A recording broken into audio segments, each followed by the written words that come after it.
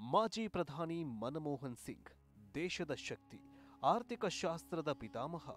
ನನ್ನ ದೇಶ ಎಷ್ಟು ಪವರ್ಫುಲ್ ಆಗಿದೆ ಎನ್ನುವುದನ್ನು ಇಡೀ ವಿಶ್ವಕ್ಕೆ ತೋರಿಸಿಕೊಟ್ಟ ಪ್ರಧಾನಿ. ಅಂದು ಆರ್ಥಿಕ ಸಚಿವರಾಗಿ ದೇಶ ಮುನ್ನಡೆಸೋ ಸಾಮರ್ಥ್ಯ ಇರೋ ಶಕ್ತಿ ಇವರಲ್ಲಿದೆ ಅಂತ ತಿಳಿದಿದ್ದ ಸೋನಿಯಾ ಗಾಂಧಿ ಹಿಂದೆ ಮುಂದೆ ಯೋಚನೆ ಮಾಡದೆ ಒಬ್ಬ ಅರ್ಥತಜ್ಞ ಎಂದು ಪ್ರಧಾನಿ ಅಧ್ಯಕ್ಷರೇ ಆಗಿರದ ಉದಾಹರಣೆಗಳೇ ಇಲ್ಲದ ಟೈಮಲ್ಲಿ ಶ್ರೀಮತಿ ಸೋನಿಯಾ ಗಾಂಧಿ ಅವರು ಮನಮೋಹನ್ ಸಿಂಗ್ ಅವರನ್ನ ಪ್ರಧಾನಿಯನ್ನಾಗಿ ಮಾಡ್ತಾರೆ. ದೇಶದ ಇತಿಹಾಸದಲ್ಲೇ ಮೊಟ್ಟ ಮೊದಲ ಬಾರಿಗೆ 2008ರಲ್ಲಿ 60,000 ಕೋಟಿ ರೂಪಾಯಿ ರೈತರ ಸಾಲ ಮನ್ನಾ ಮಾಡಿ ಹೊಸ ಮೈಲುಗಲ್ಲು ಸೃಷ್ಟಿಸಿದ ಕಾಂಗ್ರೆಸ್ನ ಪ್ರಧಾನಿ ಡಾಕ್ಟರ್ ಮನಮೋಹನ್ ಸಿಂಗ್. ಹೌದು, ಡಾಕ್ಟರ್ ಮನಮೋಹನ್ ಸಿಂಗ್ ಅವರು ಭಾರತದ 2ನೇ ಪ್ರಧಾನಿಯಾಗಿದ್ರು. ಅವರದ್ದು ಒಂದೇ ಒಂದು ಪಾಲಿಸಿ, ಅದೇನಂದ್ರೆ ಮಾತು ಕಮ್ಮಿ ಮಾಡಬೇಕು, ಕೆಲಸ ಜಾಸ್ತಿ ಮಾಡಬೇಕು. ನಾವು ಮಾಡಿದ ಕೆಲಸ ಸಾಧನೆ 100 ಜನರು ಮಾತಾಡೋ ಹಾಗೆ ಮಾಡಬೇಕು ಅನ್ನೋದು. ಈ ಪಾಲಿಸಿಯಿಂದ ಇಂದು ದೇಶದ ಆರ್ಥಿಕತೆ ಸದೃಢವಾಗಿದೆ. ಅಂದು ಪ್ರಧಾನಿಯಾಗಿದ್ದ ಸಂದರ್ಭದಲ್ಲಿ ತೆಗೆದುಕೊಂಡಿದ್ದ ಮಹತ್ವದ ನಿರ್ಧಾರಗಳು ಇತಿಹಾಸ ಪುಟಗಳನ್ನ ಸೇರಿವೆ. ಡಾಕ್ಟರ್ ಮನಮೋಹನ್ ಸಿಂಗ್ ಜಗತ್ತಿನ ಅತಿ ಕಡಿಮೆ ಮಾತನಾಡುವ ಅರ್ಥಶಾಸ್ತ್ರಜ್ಞ, ಶಿಕ್ಷಣ ತಜ್ಞ ಹಾಗೂ ನಾಯಕ ಎಂದು ಪ್ರಸಿದ್ಧರಾಗಿರುವ ಭಾರತದ ಮಾಜಿ ಪ್ರಧಾನಿ ಡಾಕ್ಟರ್ ಮನಮೋಹನ್ ಸಿಂಗ್ ಸೌಜನ್ಯ ಮತ್ತು ಸೌಹಾರ್ದತೆಯನ್ನ ತಮ್ಮ ಉಸಿರಿನಂತೆ ಕಾಪಾಡಿಕೊಂಡು ಬಂದಿದ್ರು. ಭಾರತವನ್ನ ಆರ್ಥಿಕ ಬಿಕ್ಕಟ್ಟಿನಿಂದ ಪಾರು ಮಾಡಿದ್ದ ಅರ್ಥಶಾಸ್ತ್ರಜ್ಞ ಅನ್ನೋದನ್ನ ನಾವು ಮರೆಯುವಂತಿಲ್ಲ. ಅಂದು ಪಾಕಿಸ್ತಾನದಲ್ಲಿರುವ ಪಶ್ಚಿಮ ಪಂಜಾಬ್ನ ಗಾಹನಲ್ಲಿ ಮನಮೋಹನ್ ಸಿಂಗ್ ಅವರು ಜನಿಸ್ತಾರೆ. ಜನಿಸಿದ ಸಿಂಗ್ ಅವರ ಕುಟುಂಬವು 1947ರಲ್ಲಿ ವಿಭಜನೆಯ ಸಮಯದಲ್ಲಿ ಭಾರತಕ್ಕೆ ವಲಸೆ ಬಂದಿತ್ತು. ಗುರುಮಾಕ್ ಸಿಂಗ್ ಮತ್ತು ಅಮೃತ್ ಕೌರ್ ದಂಪತಿಗಳಿಗೆ 26 ಸೆಪ್ಟೆಂಬರ್ 1932ರಂದು ಸಾಂಪ್ರದಾಯಿಕ ಸಿಖ್ ಕುಟುಂಬದಲ್ಲಿ ಜನಿಸಿದ್ರು. ಅವರು ಚಿಕ್ಕವರಿದ್ದಾಗಲೇ ತಮ್ಮ ತಾಯಿಯನ್ನ ಕಳೆದುಕೊಳ್ತಾರೆ. ಈ ವೇಳೆ ತಂದೆಯ ತಾಯಿ ಅಂದ್ರೆ ಅಜ್ಜಿಯವರು ಬೆಳೆಸ್ತಾರೆ. ಹೀಗಾಗಿ ಮನಮೋಹನ್ ಸಿಂಗ್ ಅವರು ಅಜ್ಜಿಯ ಮುದ್ದಿನ ಮೊಮ್ಮಗ ಆಗಿದ್ರು. ಅಂದು ಸಿಖ್ ಕುಟುಂಬ ಭಾರತ ಪಾಕಿಸ್ತಾನ ವಿಭಜನೆಯಾದ ಬಳಿಕ ಭಾರತಕ್ಕೆ ಬಂದಿದ್ದು ನಮ್ಮ ಪುಣ್ಯ. ಕಾರಣ ಮನಮೋಹನ್ ಸಿಂಗ್ ನಂತವರು ನಮ್ಮ ದೇಶದ ಪ್ರಧಾನಿಯಾದ್ರು. ದೇಶದ ಆರ್ಥಿಕತೆಗೆ ಭದ್ರ ಬುನಾದಿ ಹಾಕಿದ್ರು. ಇವರಂಥ ಮಹಾನ್ ನಾಯಕ ನಮ್ಮನ್ನ ಆಳಿದ್ದು ಪುಣ್ಯವೇ ಸರಿ. ಮನಮೋಹನ್ ಸಿಂಗ್ ಅವರು ಸೆಪ್ಟೆಂಬರ್ 26, 1932ರಂದು ಪಂಜಾಬ್ನ ಗಾಹನ ಸಿಖ್ ಕುಟುಂಬದಲ್ಲಿ ಜನಿಸಿದ್ರು. ಗುರುಮುಖ್ ಸಿಂಗ್ ಮತ್ತು ಅಮೃತ್ ಕೌರ್ ದಂಪತಿ ಪುತ್ರ ಮನಮೋಹನ್ ಸಿಂಗ್. ಮನಮೋಹನ್ ಸಿಂಗ್ ಅವರು ಉರ್ದು ಮಾಧ್ಯಮದಲ್ಲಿ ಶಾಲಾ ಶಿಕ್ಷಣವನ್ನ ಆರಂಭಿಸಿದ್ರು. 1948ರಲ್ಲಿ ಅಮೃತ್ಸರದ ಹಿಂದೂ ಕಾಲೇಜಿನಲ್ಲಿ ಅಧ್ಯಯನ ಮಾಡಿದ್ದು ಪಂಜಾಬ್ ವಿವಿಯಲ್ಲಿ ಉನ್ನತ ಶಿಕ್ಷಣ ಮಾಡಿದ್ರು. 1952ರಿಂದ 1954ರಲ್ಲಿ ಪದವಿ ಮತ್ತು ಸ್ನಾತಕೋತ್ತರ ಪದವಿ ಮಾಡಿದ್ದ ಮನಮೋಹನ್ ಸಿಂಗ್ ಅವರು 1957ರಲ್ಲಿ ಕ್ಯಾಂಬ್ರಿಡ್ಜ್ ವಿವಿಯಲ್ಲಿ ಅರ್ಥಶಾಸ್ತ್ರ ಟ್ರೈಫೋಸ್ ಮುಗಿಸಿದ್ರು. ಬಳಿಕ ಪಂಜಾಬ್ ವಿಶ್ವವಿದ್ಯಾಲಯದಲ್ಲಿ ಪ್ರಾಧ್ಯಾಪಕರಾಗಿ ಸೇವೆ ಸಲ್ಲಿಸಿದ್ರು. ಮನಮೋಹನ್ ಸಿಂಗ್ ಬಾಲ್ಯದಲ್ಲಿ ಸುಮಾರು 12 ವರ್ಷಗಳ ಕಾಲ ಗಾಹ ಗ್ರಾಮದಲ್ಲಿ ವಾಸವಾಗಿದ್ರು. ಗ್ರಾಮಕ್ಕೆ ವಿದ್ಯುತ್ ಸಂಪರ್ಕ ಇರಲಿಲ್ಲ. ಗ್ರಾಮದಲ್ಲಿ ಶಾಲೆಯೂ ಇರಲಿಲ್ಲ. ದೂರದ ಶಾಲೆಗೆ ಹೋಗಲು ಮನಮೋಹನ್ ಸಿಂಗ್ ಬರಿಗಾಲಲ್ಲಿ ಮೈಲುಗಟ್ಟಲೆ ನಡೆದುಕೊಂಡು ಹೋಗ್ತಾ ಇದ್ರು. ಅವರ ಮನೆಗೆ ವಿದ್ಯುತ್ ಸಂಪರ್ಕ ಸಹ ಇರಲಿಲ್ಲ. ಹೀಗಾಗಿ ಬೀದಿ ದೀಪದ ಕೆಳಗೆ ಕೂತು ಸಿಂಗ್ ಓದುತ್ತಾ ಇದ್ರಂತೆ. ಮನಮೋಹನ್ ಸಿಂಗ್ ತಂದೆ ತಾಯಿ ಗುರುಮುಖ್ ಸಿಂಗ್ ಮತ್ತು ಅಮೃತ್ ಕೌರ್. ಚಿಕ್ಕ ವಯಸ್ಸಿನಲ್ಲೇ ತಾಯಿಯನ್ನ ಕಳೆದುಕೊಂಡ ಮನಮೋಹನ್ ಸಿಂಗ್ ಅಜ್ಜಿಯ ಮಡಿಲಲ್ಲೇ ಬಾಲ್ಯ ಕಳೆದ್ರು. ಮನಮೋಹನ್ ಸಿಂಗ್ಗೆ 13 ವರ್ಷ ತುಂಬುತ್ತಾ ಇದ್ದಂತೆ ಕುಟುಂಬ ಭಾರತಕ್ಕೆ ವಲಸೆ ಬಂತು. 1947ರ ದೇಶಕ್ಕೆ ಸ್ವಾತಂತ್ರ್ಯ ಸಿಕ್ಕ ಸಮಯದಲ್ಲಿ ಅವಿಭಜಿತ ಭಾರತ ಪಂಜಾಬ್ ಪ್ರಾಂತ್ಯದ ಅಂದ್ರೆ ಪಾಕ್ನ ಗಾಹನಿಂದ ಅಮೃತ್ಸರಕ್ಕೆ ವಲಸೆ ಬಂತು. ಮನಮೋಹನ್ ಸಿಂಗ್ ವಿದ್ಯಾರ್ಥಿಯಾಗಿದ್ದಾಗ ಹೆಚ್ಚು ನಾಚಿಕೊಳ್ತಾ ಇದ್ರಂತೆ. ಪ್ರತಿಷ್ಠಿತ ಕ್ಯಾಂಬ್ರಿಡ್ಜ್ ಯೂನಿವರ್ಸಿಟಿಯಲ್ಲಿ ಓದುತ್ತಾ ಇದ್ದ ಸಮಯದಲ್ಲೂ ಮನಮೋಹನ್ ಸಿಂಗ್ ಶಾಂತ ಮತ್ತು ಸಂಯಮದ ವ್ಯಕ್ತಿಯಾಗಿದ್ರು. ಕ್ಯಾಂಬ್ರಿಡ್ಜ್ ಅಲ್ಯೂಮಿನಿ ಮ್ಯಾಗನೀಸ್ಗಾಗಿ ಬಿಬಿಸಿಗೆ ನೀಡಿದ ಸಂದರ್ಶನದಲ್ಲಿ ಈ ವಿಚಾರವನ್ನ ಅವರೇ ಬಹಿರಂಗಪಡಿಸಿದ್ರು. ಮನಮೋಹನ್ ಸಿಂಗ್ ಕ್ಯಾಂಬ್ರಿಡ್ಜ್ ಯೂನಿವರ್ಸಿಟಿಯಲ್ಲಿದ್ದಾಗ ಅವರು ತಮ್ಮ ಉದ್ದನೆಯ ಕೂದಲುಗಳನ್ನ ಎಳೆಯಲು ನಾಚಿಕೊಳ್ತಾ ಇದ್ರಂತೆ. ಅದಕ್ಕಾಗಿಯೇ ಗೌಪ್ಯತೆ ಕಾಪಾಡಲು ಬೆಳಗ್ಗೆ 4 ಗಂಟೆಗೆ ತಣ್ಣೀರಿನಿಂದಲೇ ಸ್ನಾನ ಮಾಡ್ತಾ ಇದ್ರಂತೆ. ಮನಮೋಹನ್ ಸಿಂಗ್ ಹಿಂದಿ ಮಾತನಾಡಬಲ್ಲರು. ಆದರೆ ಹಿಂದಿ ಭಾಷೆಯ ಲಿಪಿಯನ್ನ ಓದಲು ಅವರಿಂದ ಆಗ್ತಾ ಇರಲಿಲ್ಲ. ಅದಕ್ಕಾಗಿ ಪ್ರಧಾನಿಯಾಗಿದ್ದಾಗ ಅವರ ಭಾಷಣವನ್ನ ಉರ್ದುವಲ್ಲಿ ಬರೆಸಲಾಗ್ತಿತ್ತು. ಯಾಕಂದ್ರೆ ಉರ್ದುವಿನಲ್ಲಿ ಅವರು ಪ್ರವೀಣರಾಗಿದ್ರು. 1957ರಿಂದ 1959ರವರೆಗೆ ಅರ್ಥಶಾಸ್ತ್ರದ ಹಿರಿಯ ಉಪನ್ಯಾಸಕರಾಗಿ IMD ಲಿಟಲ್ ಅವರ ಮೇಲ್ವಿಚಾರಣೆಯಲ್ಲಿ PhD ಪದವಿಯನ್ನ ಮಾಡ್ತಾರೆ. 1959, 1963ರವರೆಗೆ ಅರ್ಥಶಾಸ್ತ್ರ ಅರ್ಥಶಾಸ್ತ್ರದಲ್ಲಿ ರೀಡರ್ ಆಗಿ ಸೇವೆ ಸಲ್ಲಿಸುತ್ತಾರೆ. ಜೊತೆಗೆ 1969ರಿಂದ 1971ರವರೆಗೆ ದೆಹಲಿಯ ಸ್ಕೂಲ್ ಆಫ್ ಎಕನಾಮಿಕ್ಸ್ನಲ್ಲಿ ಅಂತಾರಾಷ್ಟ್ರೀಯ ವ್ಯಾಪಾರದ ಪ್ರಾಧ್ಯಾಪಕರಾಗಿ ಮನಮೋಹನ್ ಸಿಂಗ್ ಅವರು ಸೇವೆಯನ್ನ ಮಾಡಿದರು. 1972ರಲ್ಲಿ ಹಣಕಾಸು ಸಚಿವಾಲಯದ ಮುಖ್ಯ ಆರ್ಥಿಕ ಸಲಹೆಗಾರರಾದ ಮನಮೋಹನ್ ಸಿಂಗ್ ಅವರು 1976ರಲ್ಲಿ ಹಣಕಾಸು ಸಚಿವಾಲಯದಲ್ಲಿ ಕಾರ್ಯದರ್ಶಿ, 1980-1982ರಲ್ಲಿ ಯೋಜನಾ ಆಯೋಗದಲ್ಲಿ ಕಾರ್ಯನಿರ್ವಹಣೆ ಮಾಡಿದ್ದಾರೆ. ಮನಮೋಹನ್ ಸಿಂಗ್ ಅವರು 1982ರಲ್ಲಿ ರಿಸರ್ವ್ ಬ್ಯಾಂಕ್ ಆಫ್ ಇಂಡಿಯಾದ ಗವರ್ನರ್ ಕೂಡ ಆಗಿ 1982ರಲ್ಲಿ ರಿಸರ್ವ್ ಬ್ಯಾಂಕ್ ಆಫ್ ಇಂಡಿಯಾದ ಗವರ್ನರ್ ಕೂಡ ಆಗಿದ್ರು.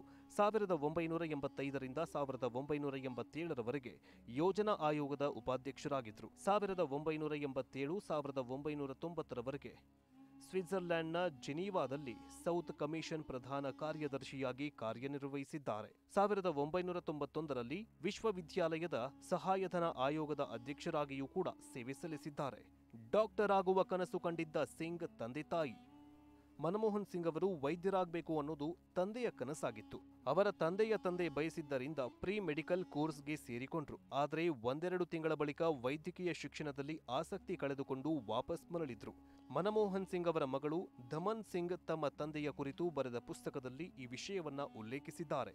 ಮಗನನ್ನ ವೈದ್ಯನಾಗಿಸಬೇಕು ಅನ್ನೋ ಕಾರಣಕ್ಕೆ ವೈದ್ಯಕೀಯದಲ್ಲಿ ಹೆಚ್ಚಿನ ಅಧ್ಯಯನಕ್ಕೆ ಅವಕಾಶ ಕಲ್ಪಿಸುವ 2 ವರ್ಷಗಳ FSc ಕೋರ್ಸ್ಗೆ ಸೇರಿಸ್ತಾರೆ. ಆದರೆ ಒಂದೆರಡು ತಿಂಗಳ ನಂತರ ಅವರು ಕೋರ್ಸ್ನಲ್ಲಿ ಆಸಕ್ತಿಯನ್ನ ಕಳೆದುಕೊಂಡ್ರು. ವಾಸ್ತವವಾಗಿ ವಿಜ್ಞಾನ ವಿಷಯವನ್ನ ಅಧ್ಯಯನ ಮಾಡುವ ಆಸಕ್ತಿ ಮನಮೋಹನ್ ಸಿಂಗ್ ಅವರಿಗೆ ಇರಲಿಲ್ಲ ಅಂತ ಮಗಳು ಹೇಳಿಕೊಂಡಿದ್ದಾರೆ. ಒಬ್ಬ ಪ್ರೊಫೆಸರ್ ದೇಶದ ಪ್ರಧಾನಿಯಾಗಿದ್ದೇ ರೋಚಕ.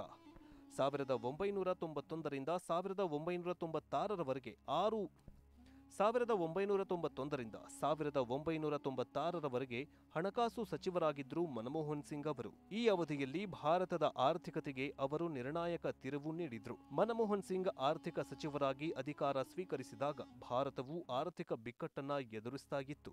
ಈ ಸಂದರ್ಭದಲ್ಲಿ ಸಿಂಗ್ ಅವರ ದಿಟ್ಟ ಆರ್ಥಿಕ ಸುಧಾರಣೆಗಳು ದೇಶದ ಆರ್ಥಿಕ ಮಾರ್ಗವನ್ನ ಪರಿವರ್ತಿಸಲು ಸಾಕಷ್ಟು ಕೆಲಸ ಮಾಡಿತು.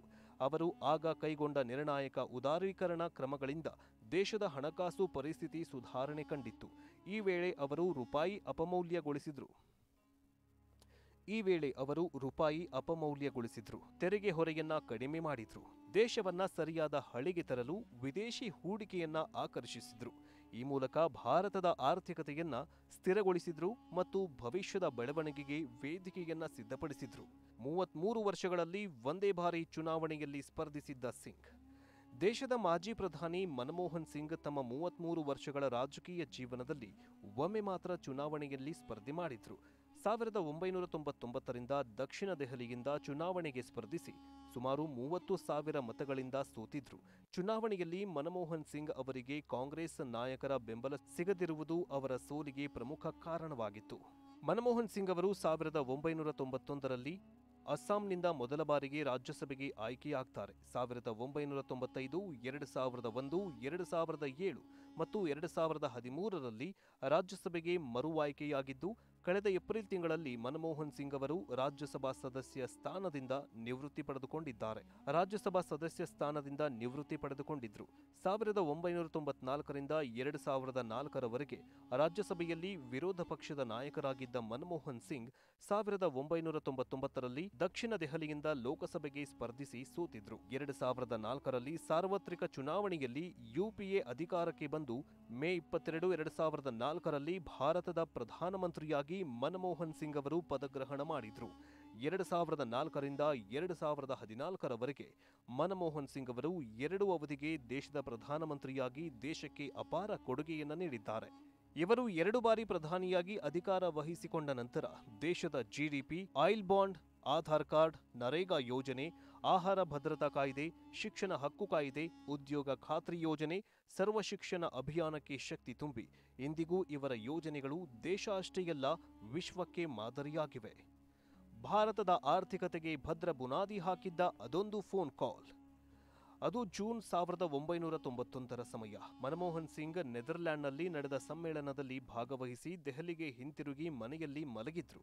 ಆ ರಾತ್ರಿ ಒಂದು ಫೋನ್ ಕಾಲ್ ಬಂದಿತ್ತು. ಸಿಂಗ್ ಅವರ ಅಳಿಯ ವಿಜಯ್ ತಂಖಾ ಅವರು ಫೋನ್ ಕರೆಯನ್ನ ಸ್ವೀಕಾರ ಮಾಡ್ತಾರೆ. ಅಂದು ಫೋನ್ ಮಾಡಿದ್ದವರು ಅಂದಿನ ಪ್ರಧಾನಿಯಾಗಿದ್ದ PV ನರಸಿಂಹರಾವ್ ಅವರ ಆಪ್ತರಾಗಿದ್ದ PC ಅಲೆಕ್ಸಾಂಡರ್. ನಿಮ್ಮ ಮಾವನನ್ನ ಎಬ್ಬಿಸುವಂತೆ ವಿಜಯ್ಗೆ ಅಲೆಕ್ಸಾಂಡರ್ ಹೇಳ್ತಾರೆ. ಬಳಿಕ ಮನಮೋಹನ್ ಸಿಂಗ್ ಮತ್ತು ಅಲೆಕ್ಸಾಂಡರ್ ಕೆಲವು ಗಂಟೆಗಳ ನಂತರ ಭೇಟಿಯಾಗ್ತಾರೆ. ಪ್ರಧಾನಿ PV ನರಸಿಂಹರಾವ್ ಅವರು ನಿಮ್ಮನ್ನ ಹಣಕಾಸು ಮಂತ್ರಿಯಾಗಿ ನೇಮಿಸಲು ಯೋಚನೆ ಮಾಡುತ್ತಿದ್ದಾರೆ ಅಂತ ಸಿಂಗ್ ಅವರಿಗೆ ಅಧಿಕಾರಿ ಅಲೆಕ್ಸಾಂಡರ್ ಹೇಳ್ತಾರೆ. ಆಗಿನ UGC ಚೇರ್ಮನ್ ಆಗಿದ್ದ ಮನಮೋಹನ್ ಸಿಂಗ್ ಅವರು ರಾಜಕೀಯದಲ್ಲಿ ಎಂದಿಗೂ ಗುರುತಿಸಿಕೊಂಡಿರಲಿಲ್ಲ. ಆಗ ಅಲೆಕ್ಸಾಂಡರ್ ಅವರ ಹೇಳಿಕೆಯನ್ನ ಸಿಂಗ್ ಗಂಭೀರವಾಗಿ ತೆಗೆದುಕೊಂಡೇ ಇರಲಿಲ್ಲ. ಆದರೆ 1991ರಲ್ಲಿ ಪ್ರಧಾನಿ ರಾವ್ ಗಂಭೀರವಾಗಿಯೇ ಇದ್ರು. ಜೂನ್ 21ರಂದು ಸಿಂಗ್ ತಮ್ಮ UGC ಕಚೇರಿಯಲ್ಲೇ ಇದ್ರು. ಆಗ ಪ್ರಧಾನಿಗಳು ಮನೆಗೆ ಹೋಗಿ ಬಟ್ಟೆ ಧರಿಸಿ ಪ್ರಮಾಣ ವಚನ ಸ್ವೀಕಾರ ಕಾರ್ಯಕ್ರಮಕ್ಕೆ ಪಾಲ್ಗೊಳ್ಳುವಂತೆ ಹೇಳ್ತಾರೆ.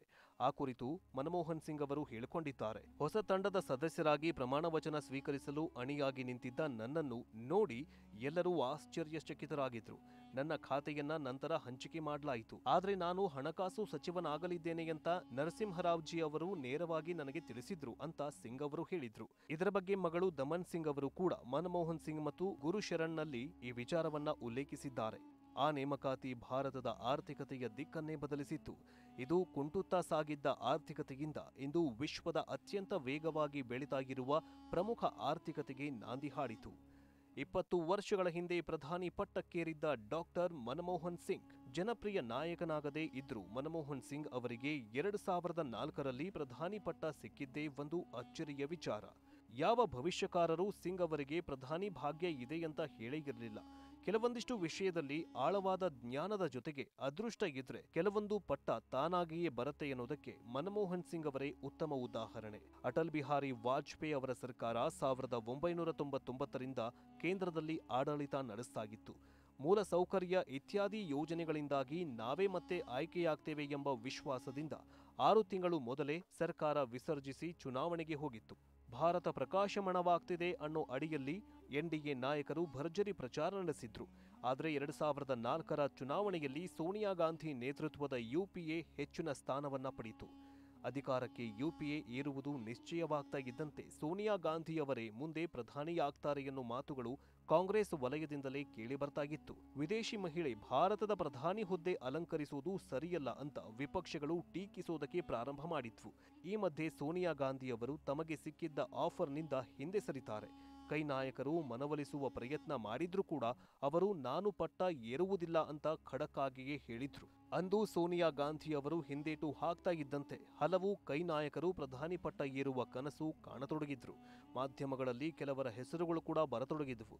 ಒಂದು ದಿನ ಯಾರೂ ನಿರೀಕ್ಷೆ ಮಾಡದ ಹೆಸರನ್ನ ಸೋನಿಯಾ ಗಾಂಧಿಯವರು ಫೈನಲ್ ಮಾಡಿದ್ರು. ಆ ಹೆಸರು ಬೇರೆ ಯಾವುದೂ ಅಲ್ಲ, ಮನಮೋಹನ್ ಸಿಂಗ್ ಅವರಿಗೆ ಪ್ರಧಾನಿ ಪಟ್ಟ ಕಟ್ಟುವುದಾಗಿ ಘೋಷಣೆ ಮಾಡಿದ್ರು. ಮನಮೋಹನ್ ಸಿಂಗ್ ಆರ್ಥಿಕ ತಜ್ಞ ಹೌದು, ಆದರೆ ಜನಪ್ರಿಯ ನಾಯಕನಲ್ಲ. ಹೀಗಿದ್ರೂ PV ನರಸಿಂಹರಾವ್ ಅವಧಿಯಲ್ಲಿ ಕೈಗೊಂಡ ಆರ್ಥಿಕ ಸುಧಾರಣೆಯನ್ನ ಗಮನಿಸಿ ಮನಮೋಹನ್ ಸಿಂಗ್ ಅವರಿಗೆ ಸೋನಿಯಾ ಗಾಂಧಿ ಪ್ರಧಾನಿ ಹುದ್ದೆಯನ್ನ ನೀಡಿದ್ರು. ಚುನಾವಣೆಯಲ್ಲಿ ಕಾಂಗ್ರೆಸ್ ದೊಡ್ಡ ಪಕ್ಷವಾಗಿ ಹೊರಹೊಮ್ಮಿದ್ರೂ ಕೂಡ ಏಕಾಂಗಿಯಾಗಿ ಸರ್ಕಾರ ನಡೆಸುವಷ್ಟು ಬಹುಮತ ಸಿಕ್ಕಿರಲಿಲ್ಲ. ಕಾಂಗ್ರೆಸ್ನಲ್ಲಿ ಯಾರೇ ಪ್ರಧಾನಿಯಾದರೂ ಮಿತ್ರ ಪಕ್ಷಗಳನ್ನ ಸಂಭಾಳಿಸುವುದು ಕಷ್ಟ ಅನ್ನುವ ಸಂಗತಿ ಸೋನಿಯಾಗೆ ತಿಳಿದಿತ್ತು. ಮನಮೋಹನ್ ಸಿಂಗ್ ಪ್ರಧಾನಿಯಾದ್ರೆ ಮಿತ್ರ ಪಕ್ಷಗಳು ವಿರೋಧ ಮಾಡೋದಿಲ್ಲ ಎನ್ನುವುದನ್ನ ತಿಳಿದಿದ್ದ ಸೋನಿಯಾ ಗಾಂಧಿ ಮನಮೋಹನ್ ಸಿಂಗ್ ಅವರಿಗೆ ಪ್ರಧಾನಿ ಹುದ್ದೆಯನ್ನ ನೀಡಿದ್ರು ಅನ್ನೋ ಅಭಿಪ್ರಾಯ ಅಂದು ವ್ಯಕ್ತವಾಗಿತ್ತು. ಆದರೆ ಎಂದು ಕಾಂಗ್ರೆಸ್ ಪಕ್ಷ ಸೋನಿಯಾ ಗಾಂಧಿ ಮತ್ತು PV ನರಸಿಂಹರಾವ್ ಅವರ ಒಂದು ನಿರ್ಧಾರದಿಂದ ಭಾರತ ದೇಶ ಸದೃಢ ದೇಶವಾಗಿದೆ. ಇಂತಹ ಮಹಾನ್ ನಾಯಕನನ್ನ ಕಳೆದುಕೊಂಡು ದೇಶ ಮೌನವಾಗಿದೆ.